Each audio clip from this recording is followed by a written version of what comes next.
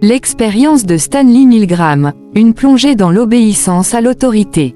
C'est l'une des études les plus célèbres et les plus controversées de la psychologie sociale. Réalisée dans les années 1960 par Stanley Milgram, elle visait à mesurer le degré d'obéissance d'un individu face à une autorité, même lorsque cela implique d'infliger de la souffrance à autrui.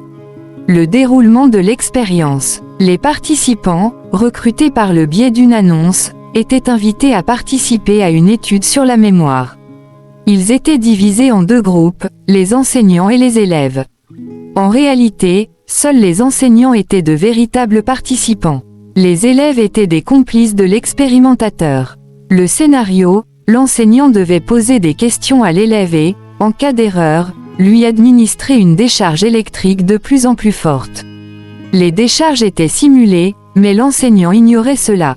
La pression, l'expérimentateur, vêtu d'une blouse blanche et arborant une attitude autoritaire, incitait l'enseignant à continuer, malgré les supplications de l'élève et les signes de détresse qu'il simulait.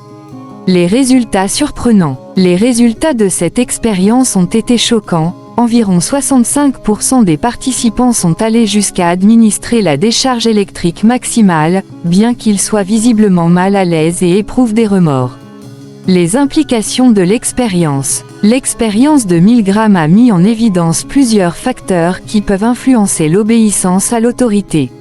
La présence d'une figure autoritaire, la présence d'une personne perçue comme légitime et compétente augmente considérablement le taux d'obéissance.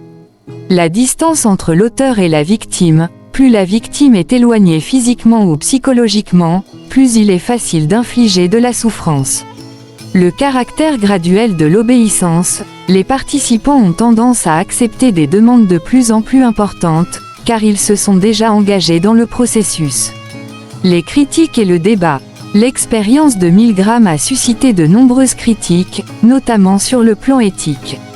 Les participants ont été soumis à un stress psychologique important, et certains ont exprimé des regrets par la suite. Néanmoins, cette expérience reste un jalon important dans l'histoire de la psychologie sociale, et elle continue de faire l'objet de débats et de recherches.